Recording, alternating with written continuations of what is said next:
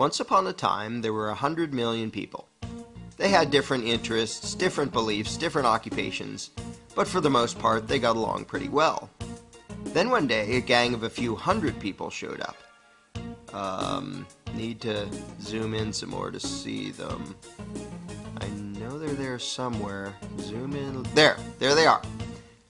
And this gang of a few hundred said to the throng of 100 million, "From now on, you all have to give us a cut of everything you earn." This is an accurate graphical comparison between the number of American taxpayers and the number of U.S. congressmen. And the throng said, "Gosh, do we have to give you a cut of what we earn?" And the gang of a few hundred said, "Yes, you have to." And the throng said, "Well, okay, I guess we have to." And one little troublemaker asked, "What if we don't?"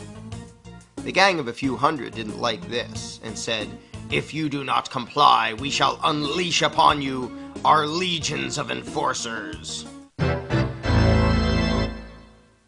And the throng cried, "Oh no, please don't.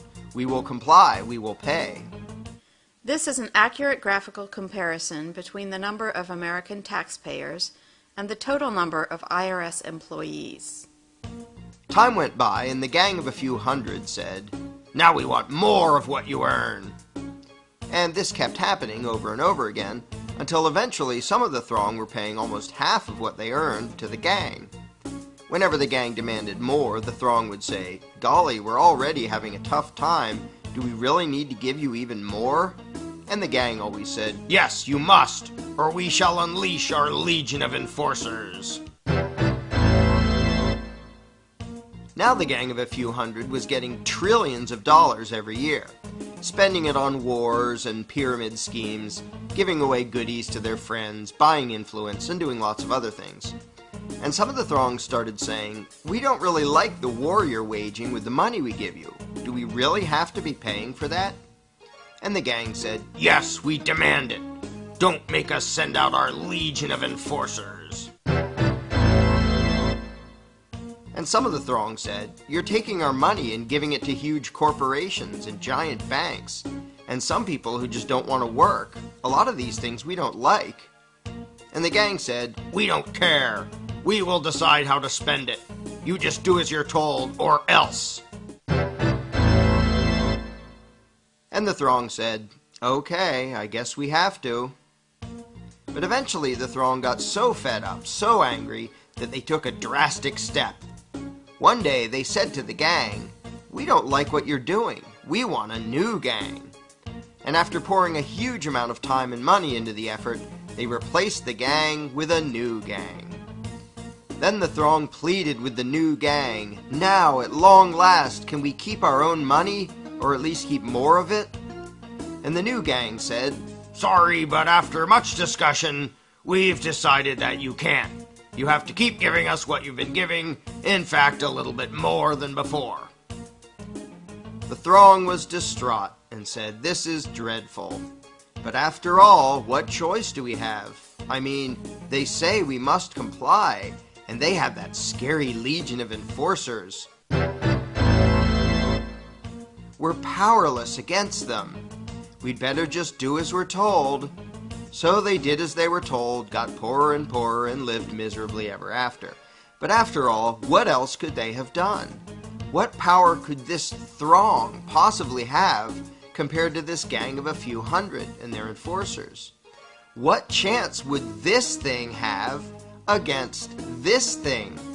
How could these 100 million people ever hope to successfully resist the awesome power of this tiny little dot?